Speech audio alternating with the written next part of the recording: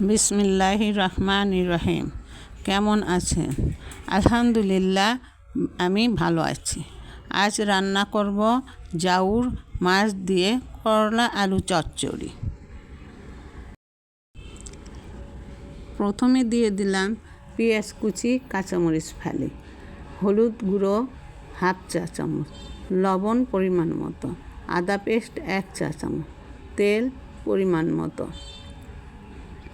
দিয়ে ভালোভাবে মেখে নিচ্ছি। ফেসবুক থেকে দেখে থাকলে প্রথমে লাইক দিয়ে দেখা শুরু করবেন। ভালো লাগলে কমেন্ট শেয়ার করে দিবেন। ফলো করে পাশে থাকবেন। আমি আছি আপনাদের পাশে সব সময়। মাছগুলো ভালোভাবে তরকারির উপরে দিয়ে দিলাম। নিচে থাকলে তলায় লেগে যেতে পারে। ইউটিউব থেকে দেখে থাকলে লাইক, কমেন্ট ও শেয়ার করে দিবেন প্লিজ। ভালো লাগলে সাবস্ক্রাইব করে আমার পাশে থাকবেন। আমিও আছি আপনাদের পাশে সব সময়। তরকারি মাখানো হয়ে গেলে পরিমাণ মতো পানি দিয়ে দিছি। এখন ঢেকে দিব। চুলায় জাল ধরে দিয়েছি। 15-20 মিনিট পর বলক উঠে গিয়েছে। ঢাকনা খুলে দিয়েছি।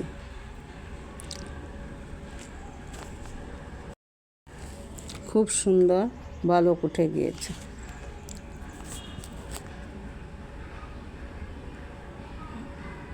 ঢেকে দিয়ে দিলাম।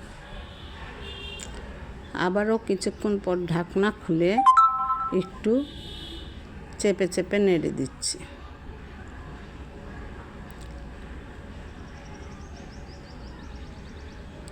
ঢেকে দিয়ে দিলাম। তরকারি হয়ে গেছে।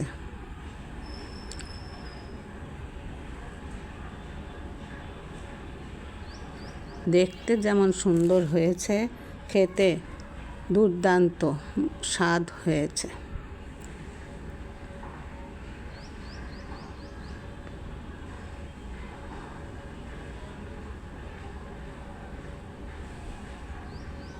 আবারও ঢেকে দিলাম কিছুক্ষণের জন্যে।